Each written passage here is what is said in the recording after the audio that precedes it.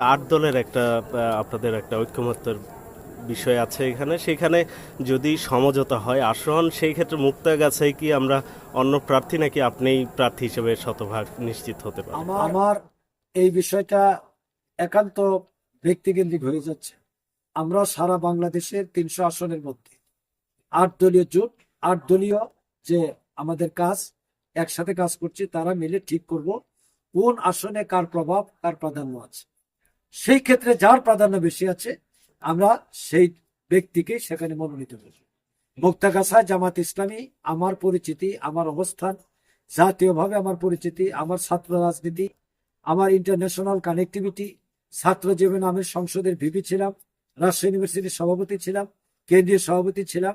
এই এলাকায় আমাকে যেভাবে এলাকার লোকেরা গ্রহণ করে নিয়েছে, স্বাভাবিক কারণে এটা আমার বিশ্বাস যে জামাত তো আমাকে মনোনীত করেছি দল হিসেবে, আর দল জামাতের এই সিদ্ধান্তকে স্বাগত জানাই।